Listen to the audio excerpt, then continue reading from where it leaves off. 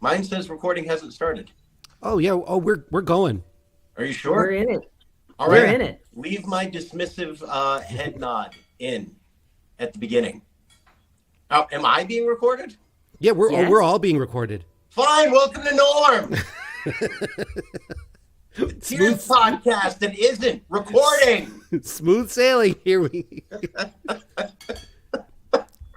Oh, we spent a good half hour talking about the presidency in the 90s and The Rock and everything you could possibly think of. And now we were trying to get everything out and just focus on Cheers for this week's podcast. That was the goal, and we're going to see if we can do it. I am Mike. I've got Tookie here. We've got Dave here. We got an episode of Cheers, the greatest live action sitcom of all time, to talk about here. We got a lot going on. We've got questions. We've got, do you let your fiance get out of a cake and lingerie in front of your friends? We've got one of the weirdest episodes ever.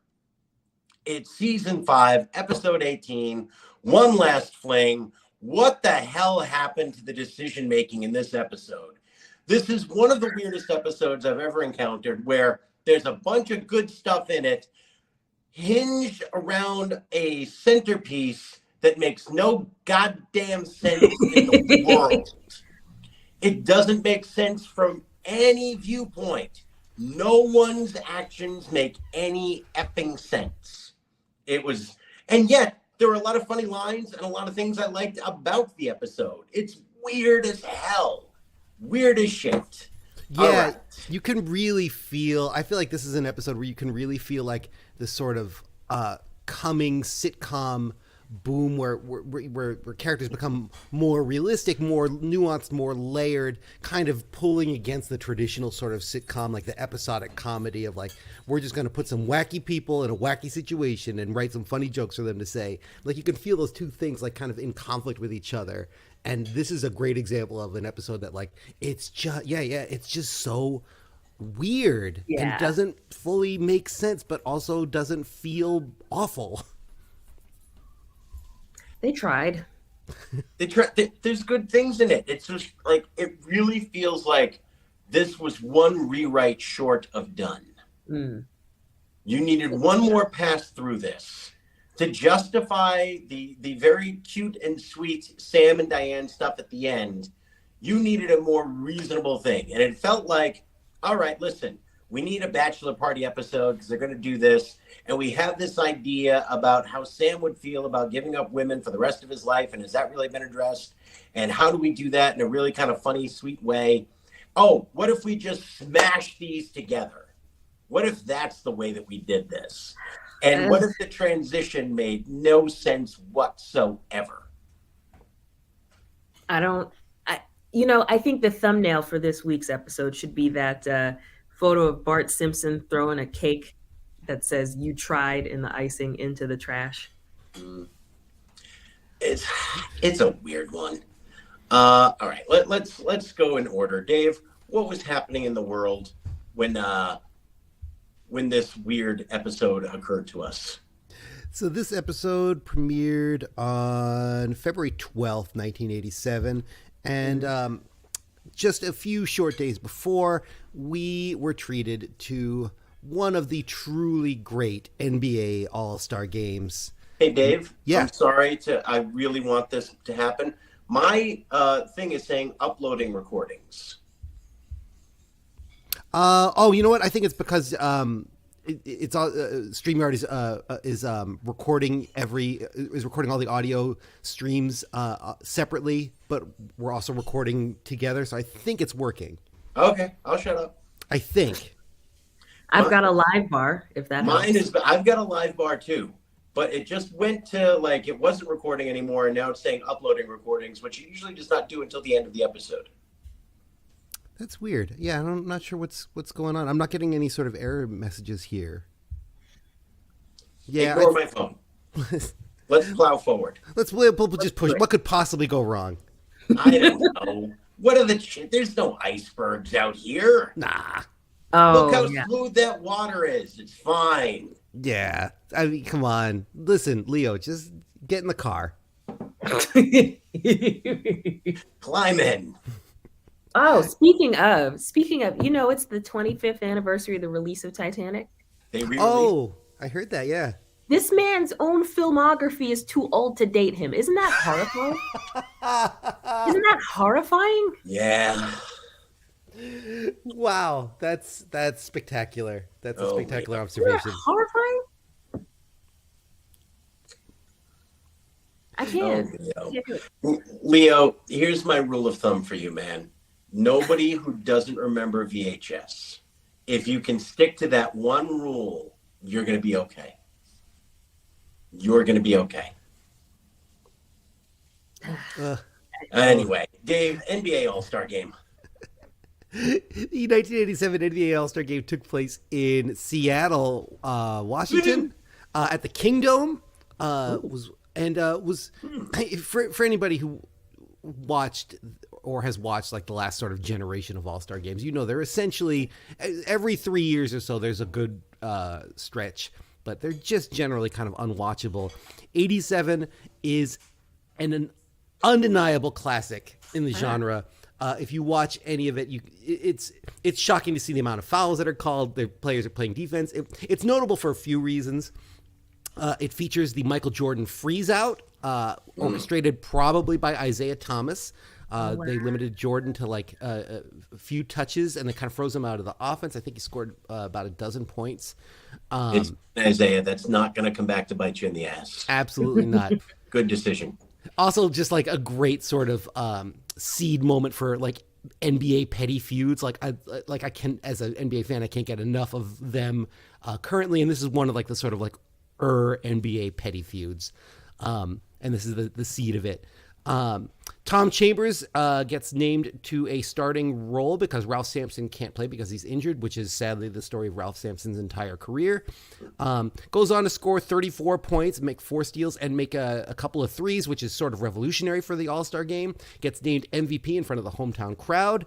But perhaps the most notable moment of the game, with 0 seconds remaining on the clock, Rolando Blackman is fouled going to the basket, trying to tie the game, down 2, goes to the line with no other rebounders there because there's no time left on the clock, has 2 free throws to tie the game and send it into overtime, hits the first, gets the ball back, swishes the second, yells audibly to the camera, "Confidence, baby, confidence." We move into overtime where the West triumphs. "Confidence, baby, confidence" is the only words I will ever have tattooed on my body.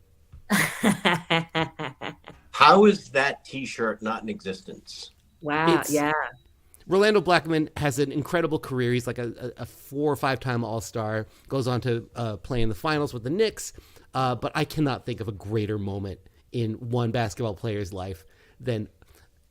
And this is in the period of like it's cameras weren't super close, so it's sometimes hard to pick up on-court chatter, but there's this perfect storm of like the crowd being quiet so he can focus. There's no other players on the court, so there's no squeaking, and that thing hits the net, and before the crowd can erupt, you just hear this unbridled scream of pure self-belief from a top-level athlete. It's magnificent.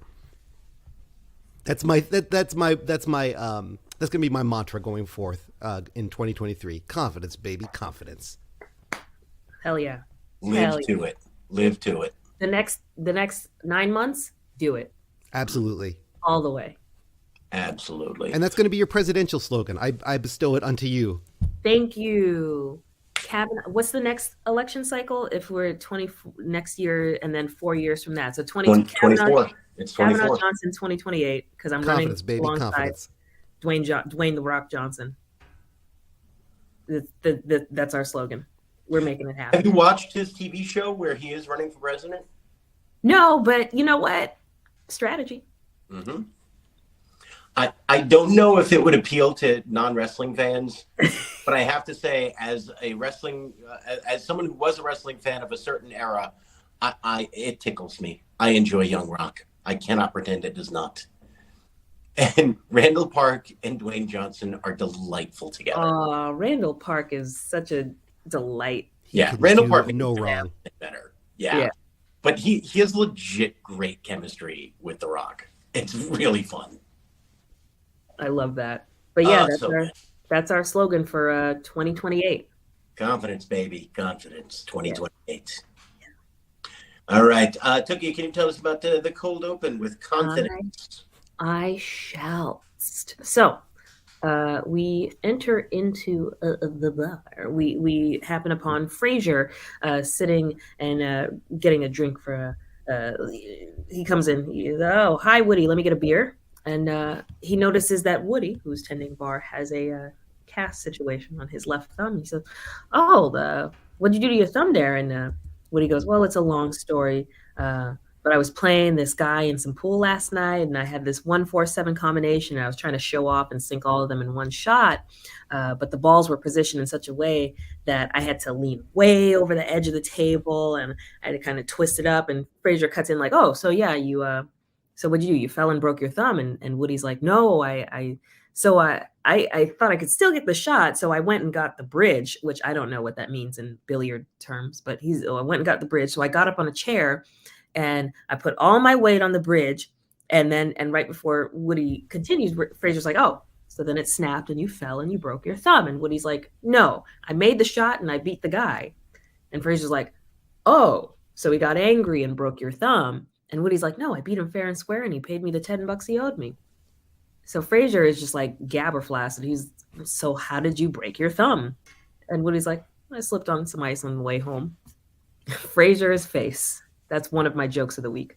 And so Frasier's like, "Woody, why would you go into all this long-winded detail about the game?" And Woody's like, "Well, it wouldn't have been much of a story without any of the pool stuff," which again, Frasier's face killed me during this segment. And then a guy strolls by and he walks into the bar, strolls by, and he goes, Hey, Woody, what's up? Oh, what happened to your thumb?" And Woody's like, "Oh, I slipped on some ice and fell." And Frasier glares. He just glares. The guy walks off. And Frasier turns to Woody, goes, "Woody, why didn't you tell that long drawn out version to that guy?" And Woody says, "Oh, that's the guy I was playing pool with." Roll credits. Beautiful. Well executed. Love the banter. Snappy thing. Very well done. And very Frasier to be the guy who can't just let you finish the story. Yeah. Oh, I see where it's going, and I need to finish it to show you how smart I am. Yeah. Yes. There you go. Oh, the bridge is it's like a cue with like little slots on the end of it so that you can put your cue stick into it if you need to get a shot at a funny angle over some other balls. Okay. Yep. Okay. And there you go. I would have, yeah, I don't. My mother was a pool shark back in the day, but I did not inherit said skill. It's weird that I've never hung with your mom. I know. I know. We got to make it happen. It's very weird that she and I have never just hung out and torn Cambridge apart one night. Random Wednesday. If Kavanaugh Johnson doesn't fly, I'm willing to listen to offers on Dorval Kavanaugh. Confidence, baby, confidence. Yeah. That's all I'm saying. Hell yeah. That's all I'm saying. I'll kick down the door. I'll carry her to safety. Don't you worry. I'm right here. Right here. Never mind my own plans to blow things up. All right. So we've already talked a little bit about this episode. It is essentially a one-story episode. Diane, Frasier, well, there's a tiny B story where Carla's in traffic school. I should say that, but there's not really a story. It's just kind of a few jokes aside of it. She's going to traffic school, and there are these sort of obligatory, like, well, I guess I can get there if I speed or run all the yellows, and I was doing 80, and yeah. So that's the B story. It's there. There's some funny lines. It's fine. The meat of this week's story. Diane and Sam are coming back. They're going through their wedding registry. They just had to register for China, and their fancy China, and then their everyday flatware, and all of this stuff. And it took me back to registering, and did remind me. It's funny because for a second I was like, "Oh, when did people like really stop registering for that China?" And then I remembered that we have plates we've used twice, and we've been married almost 12 years. So we did do that. Like I actually kind of forgot that we did choose fancy plates that we have never eaten on. Yeah. We did not do that, and none of my friends have done that. Registering can be fun. I got caught up in a whole thing with registering where I was like, but they haven't bought a house yet. Mm-hmm. Like they were going to live in Sam's apartment. We haven't even gotten to that episode yet. Did this film out of order? Which was something that made me, wonder, like, was this supposed to air later on once they already had a house? Because, my God, they're getting a lot of shit for people who are living in Sam's, like, one-bedroom apartment. Yeah. But anyway, they're doing all the registering. Sam is realizing, oh, my gosh, this is such a headache. I really wish I could just head to a justice of the peace right now and get it all done with. Which, by the way, I will tell you right now, as much as I love my wedding, I've never heard anyone say we eloped, and boy, do I regret it. They really oh yeah, we had a small, quiet wedding, and it was amazing. So Cliff decides, all right, you hear that? We don't want to get caught with our pants down and have them elope without giving them a proper bachelor party. We need to have a bachelor party tonight. And they start their bachelor party plans. And somehow the first thing to get locked down is deli plates and champagne, which really makes me feel like, all right, bachelor parties were just a little different in the 80s. That is a belch fest, man. Isn't it? Yeah. Cliff is saying, well, we need a stag film. I think there's a place on my route that might have some, the Hot and Nasty Video Boutique. Yeah, I think they might have a couple lying around, which is my 80s moment of the day, of the episode, the Hot and Nasty Video Boutique, when there was a time where you just had to go up and hand someone your kink. And they would let you enjoy it for 2 days. And then they say, all right, now we just need a woman jumping out of a cake. Which is it a meme? I believe it is a meme. I don't feel like this happened in real life much. But on TV, there was a woman jumping out of a cake. And they're trying to decide how to find a woman to jump out of the cake that evening. And Woody somehow decides that they should ask Diane. It is very weird. It feels completely forced. Doesn't feel like something Woody would really do. I mean, I get in the pure level, it's like, oh, well, that's the woman that he loves, so that's the woman he would want to see. But why is everybody else looking?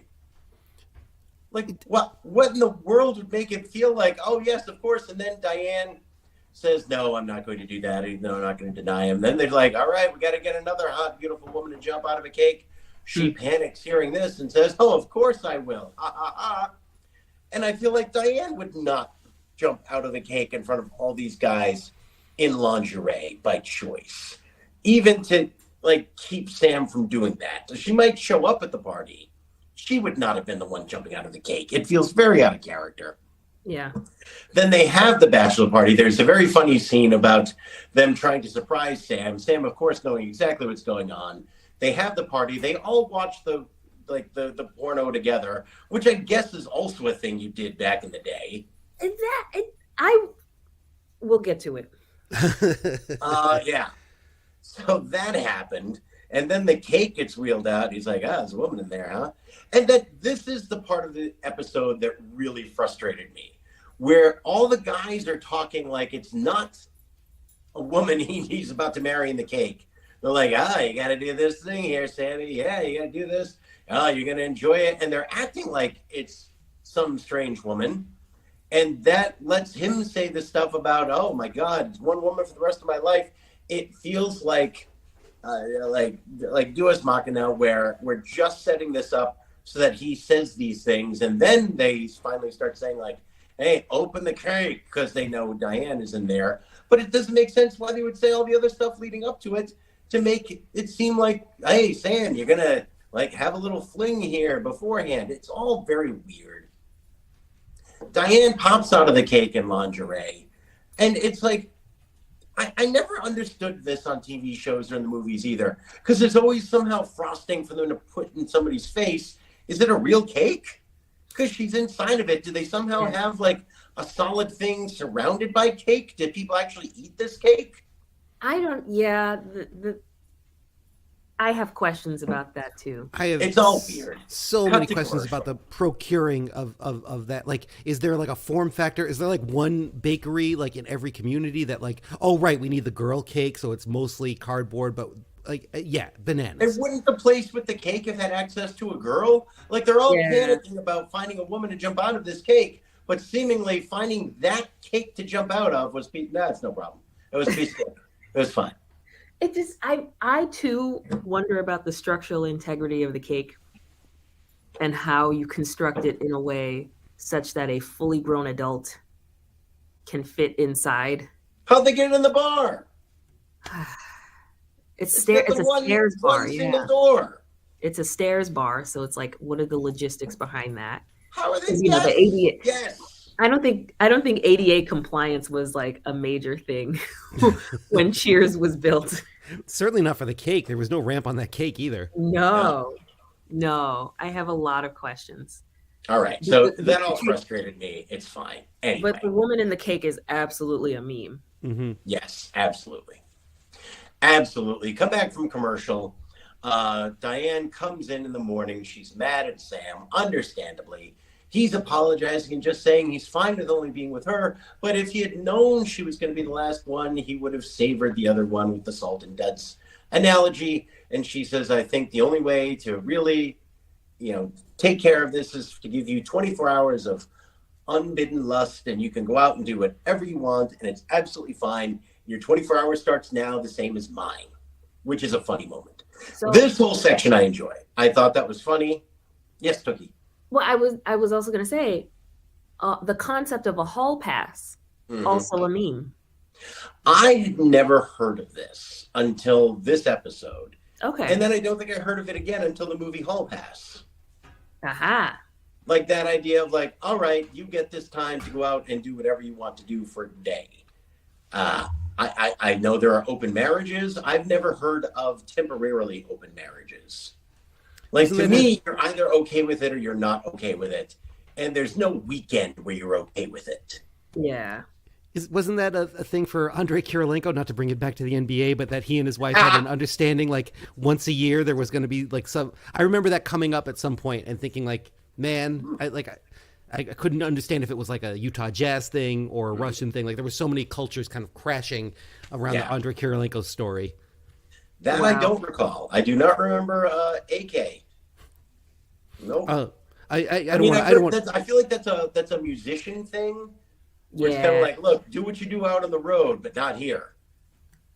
I've heard that, which I guess is probably an athlete thing as well.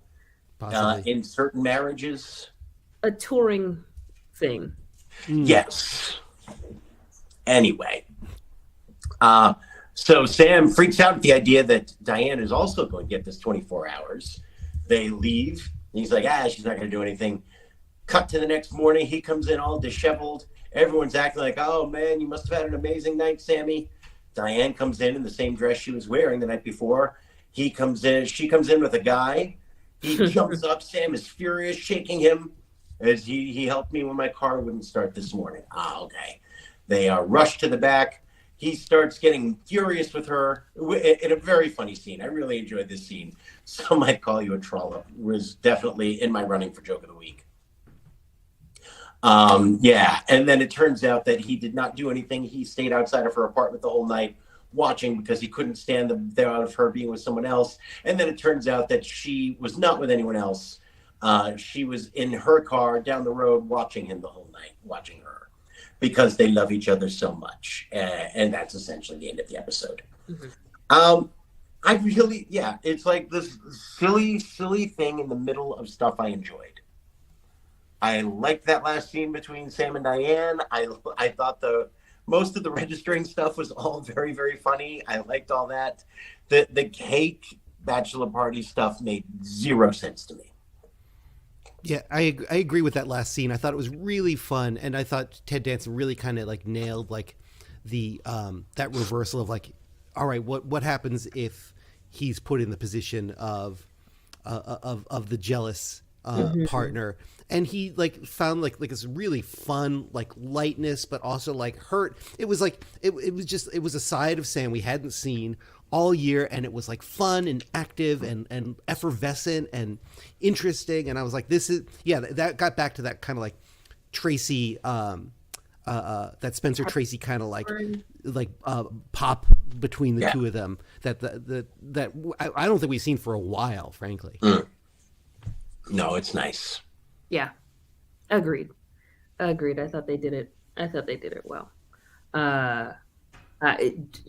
Toxic. That relationship is toxic. Oh boy. Which is why it needs to end and does end. But yes. But they did it well. Yeah. They did do it well. And it will end. We've got, I think, 5 more episodes, 7 more episodes. Oh, that hurts to think about. With Shelley, I know. I do. 7 more, yeah. Yeah. 26 episode season. Damn. I don't want it to. Shelley, why? I know. Was Money Pit worth it? She thought she was going to do some stuff. You know, on some level, I still admire Shelley for saying, look, I did this. I made some money. She also knew she was an actress and in the 80s. And it's like, if I do 5 more years on this show, I'm not going to get cast in the movies I want to do anymore. Hollywood is going to consider me too old for the stuff that I want to do. I need to do it now. Yeah. Ugh, I hate that. I hate that so much. Yeah. And it's hard to imagine Cheers, for as much praise and grief as we give it. It's hard to imagine it. I feel like this is the best possible, or one of the best possible outcomes, like this massive shift in the middle, like, after season 5, like this show is going to need something to reinvigorate it. And that's got to mean that somebody's has to leave or transition somehow, or something big needs to happen, and it can't be Norm and it can't be Carla. It's got to have something to do with Sam or Diane. And it really, like, her stepping away really does, I think, kind of like, in a weird way, like, kind of cement the show, because it becomes as it finds its feet very quickly in season 6 and beyond, like, it cements itself as this kind of institution because it's able to do that. Yeah. But I don't think it does that with Shelley Long. It probably can't, because there's a shelf life, as we have seen over and over and over again, on will they, won't they stuff. As good as they did it here, and you did it as well as it can be done. But here, moonlighting, all of that stuff, you can't do 11 seasons of will they, won't they. I mean, the closest they came was Friends, and that got really effing annoying with Ross and Rachel. I never watched Friends. It was a little too mayonnaise for my taste. You're not wrong. You're not wrong. Okay. Yeah. Yeah. Yeah. To the point where, like, one of the creators is now apologizing for that. Oh, yeah? Like, starting scholarships for diversity. Yeah. Just kind of saying, like, oh, yeah, sorry. You just now noticed? Oh, God. It's the kind of thing where I think they probably knew at the time. Yeah. And I think it's mostly the networks. Let me tell you, from someone who knows the inside of all this stuff. But I suspect it was probably the network saying, like, all right, we want 6 beautiful white people.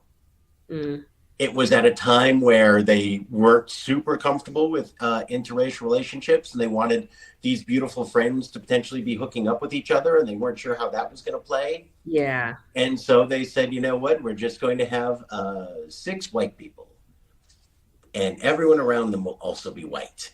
And Ross will occasionally date someone who's not white. In the middle of New York City, though? Yeah. Yeah, this was definitely that 90s stretch. I feel like that was the growth of, like, not to be crass, but, like, there is, like, kind of like a feeling of sitcom wise of, like, separate but equal kind of programming. It's like, okay, we have Martin, we have In Living Color, we've got these kind of, like, we've got Rock, we've got these sort of, like, tentpole black comedies, and then we have our tentpole sort of white comedies, Friends and everything, everything that NBC is sort of putting on Thursday still. And, like, there really is, like, they really view those two worlds as pretty separate. Yeah. Yeah. Yep. Which is bonkers, because, especially in New York City, like, come on. Yeah. Yeah. Come on. Oh, well. Hey, cheers. I actually don't even remember how we got there. But yeah, oh, will they, won't they, and Friends. Okay, there Right. you go.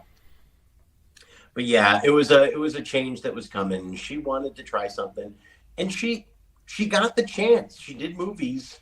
Yeah. It's just she did movies that didn't do well. They weren't very good movies.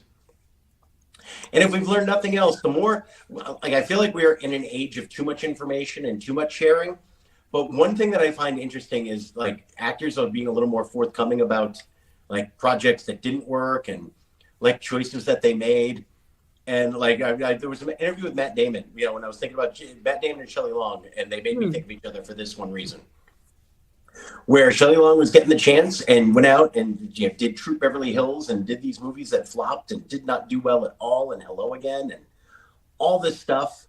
And, like Matt Damon was doing this podcast with Bill Simmons where he was being interviewed and, Bill was asking him about like, when you were doing this, did you think it was going to work? And like Upsizing had come out not that long ago. It was a huge flop. Oh, Downsize. Yeah, the one Downsizing. they shrinky dink him. Yeah. Yeah. I you know what? Every night I go to bed and my last thought before my eyes close is, did I imagine that? No, you didn't. The first half of it was great. The second half, why? Yeah. Why? But what Matt Damon said was, once you've been in the business for a while, you realize how hard it is to make a movie. Yeah. And how many things have to go right for it to work. You go in thinking it's going to be everything. You only take jobs because you think they're going to work and they're going to be good. He's like, he's like, we're Downsizing. That was Alexander Payne. That was this great director. He's like, we're going to do like one of these classic 70s movies with a message, but with great special effects too. And we got a huge budget and an incredible cast. He's like, I absolutely thought that was going to be fantastic, a huge hit. And it was not. He said, and you think about that. I thought about that when I did The Martian, where I was like, I'd done a couple, like I did the Zoo movie, and that didn't do very well. And I was getting ready to do The Martian, and I was going to be alone on the planet for a lot. And I was like, boy, if this one doesn't go well, Matt Damon bought a zoo. Of me. I thought it was Kevin James who bought a zoo. That was the Zookeeper. You're right. Yep. Wow. Good pull. There you go. You're right. Okay. Yeah, but Shelley, because you can look at the movies that she picked and think, I'm doing this movie with Tom Hanks. Who doesn't love Tom Hanks? And it's this funny movie, and we can all relate to these housing disasters, and it's this fun comedy. And Alexander Goodenough is in it. And look at this cast. This is going to be great. And it was, And then Troop Beverly Hills, this heartwarming family comedy. Where it's like, all right, we're going to do this thing. That didn't work. Hello Again. I'm in this with Corbin Burnson. He's a huge star from LA Law right now. It's a rom-com. It's funny. It didn't work. You don't know it's going to work. You think it's going to work. The further we've gone in this, the more I admire Shelley for giving it a shot. She did what she had to do. Yep. She made her Cheers money, and she said, if I sign another contract, this is all I'm going to do for the rest of my life. I need to do something else. Yeah. Yeah, I think one of the and obviously like nobody from Cheers really went on to like movie stardom, with the exception of Woody Harrelson. Right. Yeah, Woody's became a movie star. Yeah, that he's become but like nobody did it, and like I feel like it took Ted Danson a while to kind of like, and he got a lot of shakes. He got a lot more sort of shakes of the tree than perhaps Shelley Long did, in terms of like shaking the Sam character. Ted Danson, though, I think we undersell how big a hit 3 Men and a Baby was. Maybe. That was a huge hit when that came out. Like, I didn't know anyone who didn't see 3 Men and a Baby. So on top of the TV success, it's a fun movie that would never get made today. Okay. But it is a fun movie. I like that movie. And that was the apartment that we all dreamt of living in when we were like 13-year-old boys. But it was a huge, huge hit. And so he had the Cheers success, and he did have a monster movie hit. So it's like, all right, you got yourself a few more bites at the apple there. And he got them, and they did not work. And then he was back to being a huge TV star and had more hit shows, which is awesome. And good for you, Teddy. Good for you, Teddy Ballgame. All right, let's run through some categories here. I was just about to say, yes, justice for Becker or no? I didn't love Becker, but it ran for like 7 seasons, I think. My parents loved Becker. Like if there was Becker merch, they would have worn Becker merch. Oh my god. Dear So many Lord. nights I remember visiting them and like they'd be like, all right, yeah, sit down, Becker's on, we're watching. Like it was. I haven't seen them. I never saw my folks connect to a sitcom quite the way they connected to Becker. Wow. I was like, all right, man, this is yours. I love it. Good for them. I had no idea the Rabbinows were Becker stands. Huge Becker fans. That's wild, but I love it. Well, at the Burnham house, Shea Burnham, we're getting into Kim's Convenience right now. Yes, great show. Yeah, although the show has ended its run, we're now watching from season 1 onward on Netflix. Really loving it. Really, and I hard relate to like immigrant mom specifically. Hard relate. Yeah, it's a great show. Yeah. Yeah, it ended awkwardly, unfortunately, for a variety of reasons, but it was a great show. Yeah. Very much worth checking out. I will also want to throw out a shout out for Shrinking on Apple TV. There's a surprising amount of really good stuff on Apple TV. When we start going through it, you're like, oh yeah, that does look good. But Shrinking might be my favorite show right now. It's really great. Noted. We're a Shrinking house. Yeah, Mel especially is deep into Shrinking. I've popped in for an episode here or there, and I've enjoyed everything I've seen. It's excellent, and like Harrison Ford, legit funny. Oh, okay. Yeah, okay. It's really good. I don't think of him as comical. You don't. And like Jason Segel actually did an interview about that, where he's like, look, Harrison has earned the right at this point to do whatever he wants, whenever he wants. He said, but yeah, like it was very tempting in the first couple of episodes to just be funny around Harrison Ford being rough. And it was like, no, we got to write for Harrison. And then like he had some just screamingly funny lines. And he talked about how, yeah, Harrison Ford walks by me one day and he looks over at me and goes, I knew I was fucking funny. Yeah, like the episode this week is amazing. And it's like, it's great to have Jason Segel back being funny. It's amazing to have Harrison Ford. It's so good someone finally like gave Jessica Williams a vehicle she deserved. She's terrific. It's really great. Yeah, she's amazing in this. Noted. Shrinking. Apple TV. We're on it. Really good. Really good. All right, we got some cheers categories to burn through here. Joke of the week. Joke of the week. I had some more contenders. I decided my favorite joke of the week, though, was, Sam, these are going to be our finger towels for the rest of our lives. I really loved her delivery. I love that they decided what kind of towels those needed to be. Very funny. Tookie, your joke of the week. Yeah. So oddly enough, right? This episode wasn't funny to me, but there were so many funny lines and ways in which things were delivered that I had a couple that really stood out to me. But that final exchange between Sam and Diane in this episode at the end, when they were, bickering about who was watching who during their hall pass night, and just the two lines, because how they happen, when Sam goes, "Is that all you can think about? Sex?"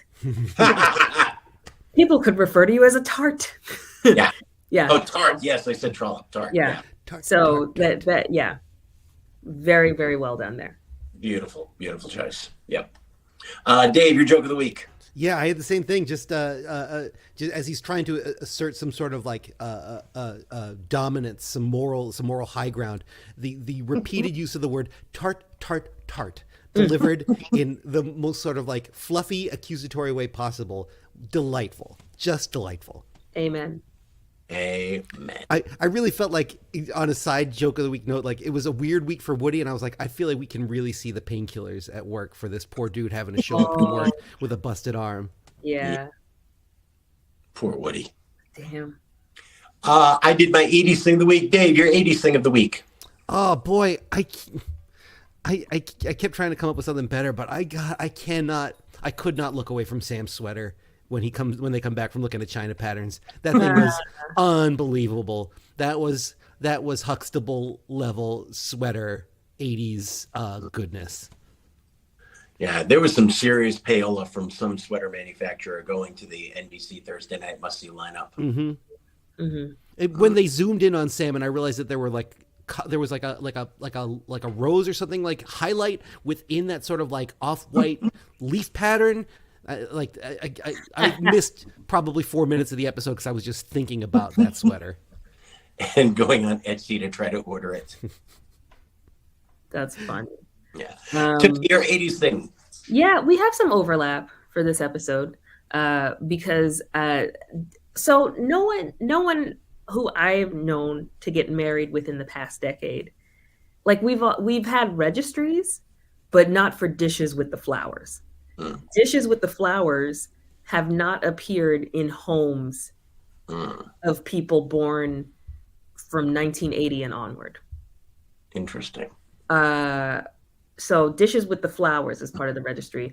Calling it a stag film.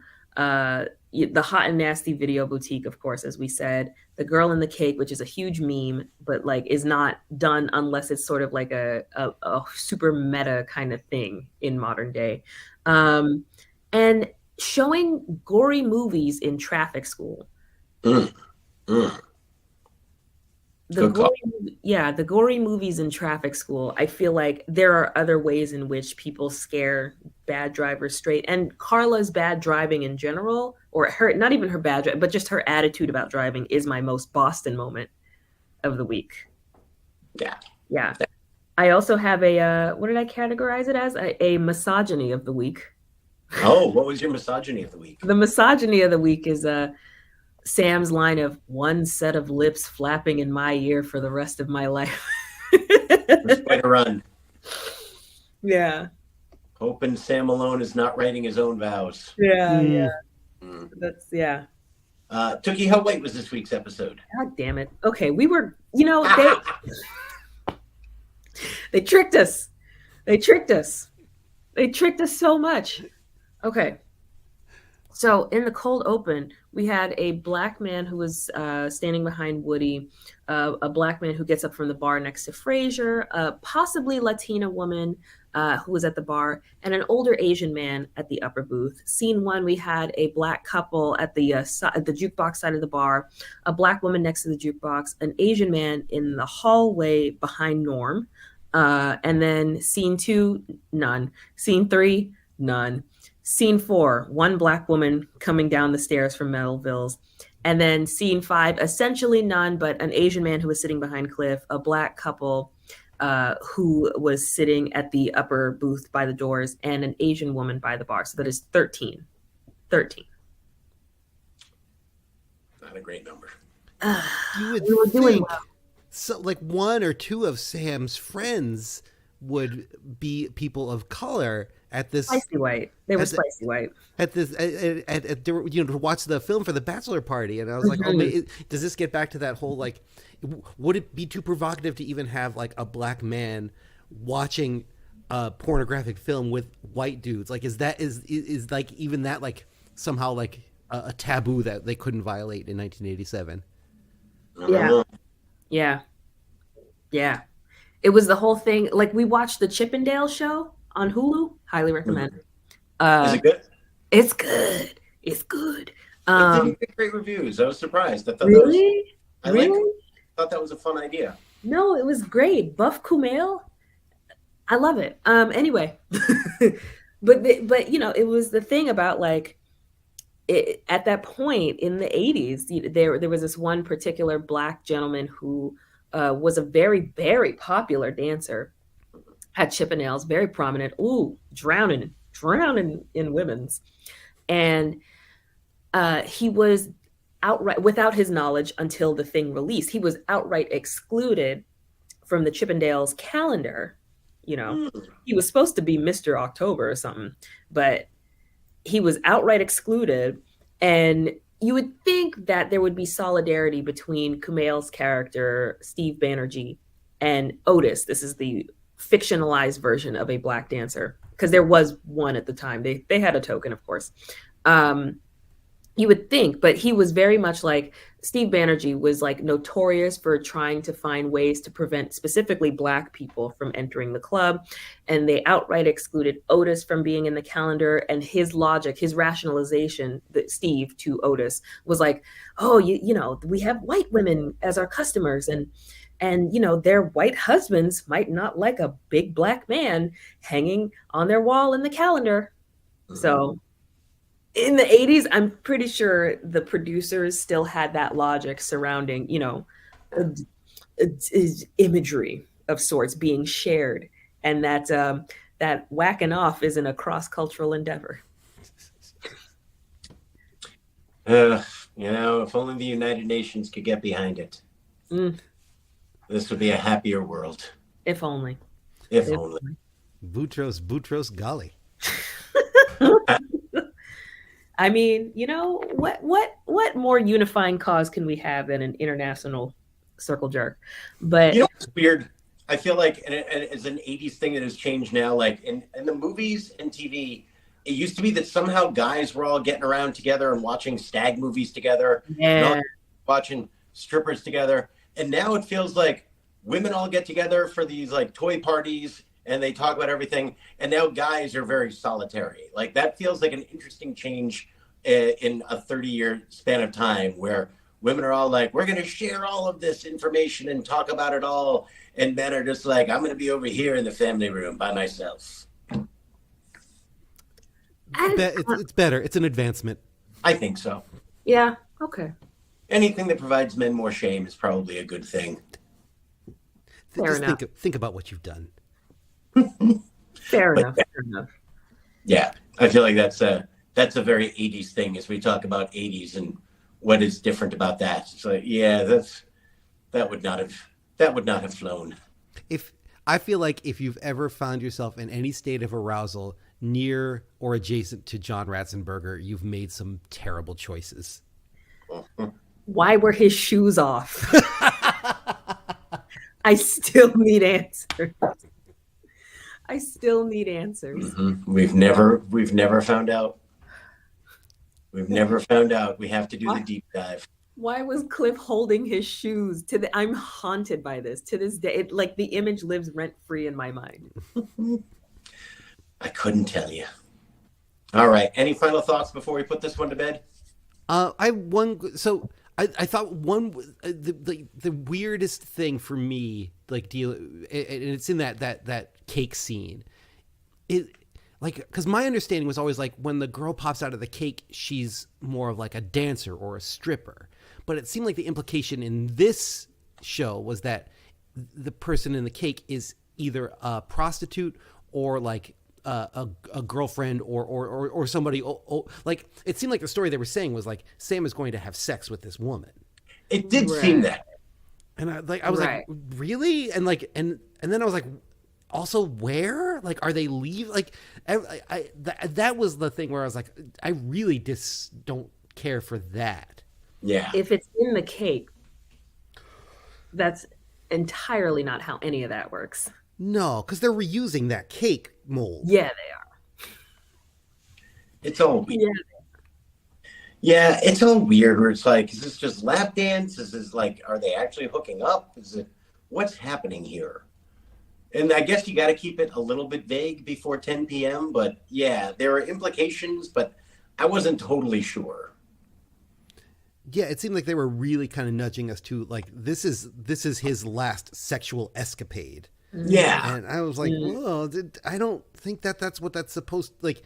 Like, do you want Ratzenberger bringing you making your last assignment for you? Like that's crazy to me. The thought alone is exhausting. Yeah. And after all that champagne and deli meat. Oh my God. Right? Oh, I can't. Charcuterie? No. And it's like, there's no refrigerator in Cheers. There's no. Yeah, but like charcuterie and porn really don't go well. Yeah. No, that's a weird combo. That is a terrible combination. What is the food that does go well with porn? Oh, I don't think that we don't want to get demonetized. I do not either. I'm just saying, you introduced the subject that charcuterie is bad with it. That's behind the paywall. Which implies that there is an aisle of the supermarket that makes you go like, here we go. Patreon.com/Norm the Cheers podcast. All I'll say, it's something dry. It's something dry. All right. Agreed. Help. All right. That definitely feels like a note to end this breakdown on. Do we have anything to plug this week, kids? This is a little bit in the future, but I'll be doing. I'm playing a benefit for the Manton Avenue Project on Saturday, March 11th at the Music Mansion here in Providence. It's going to be like a split concert with the first half dedicated to artists that have worked with MAP before. MAP is a playwriting program for kids from Providence's Olneyville neighborhood. They've been in existence, for like 15, 20 years now. And they've made a lot of plays with music. So the first half is going to be folks doing music from and inspired by MAP plays. And then the second half will be me. And I'll play a couple of songs that I've done in MAP shows too and some of my own stuff. So if you're in Providence on Saturday the 11th, swing by the Music Mansion. Lovely. Yeah. Perfect. Anything fun to plug, Tookie? Back Bay Social Club this Thursday at 7:30 p.m. and Don't Tell Comedy on Newbury Street, though I can't say more because you're not supposed to tell, wink, wink, this Saturday. And, as well as the Rockwell Theater this Saturday for Joke Sisters, which is specifically a show produced by and featuring all women of color. Very nice. Very, very nice. Is it related at all to the folks who used to run Color Struck? Are they keeping that alive, or is this a whole new group? I believe it's a whole new situation. And it's also in collaboration with Fodball Productions, FOD Ball Productions, which if you look them up on Instagram, they're producing shows all over Boston and hopefully branching out to greater New England. Very nice. Yeah. Very nice. Excellent shows to catch. I am doing nothing. I love that. Yeah. I love that. I'm really committing to it, it seems like these days. So, I'm actively turning down work. Commit to the bit, man. Nope. Lean into it. There you go. All right. Until I decide to do something more worthwhile in my life, I'm Mike. That's Tookie. That's Dave. We're going to be here every Tuesday breaking down the greatest live action sitcom of all time. Cheers. If any of this recorded, I hope you enjoyed it. Bye, everybody.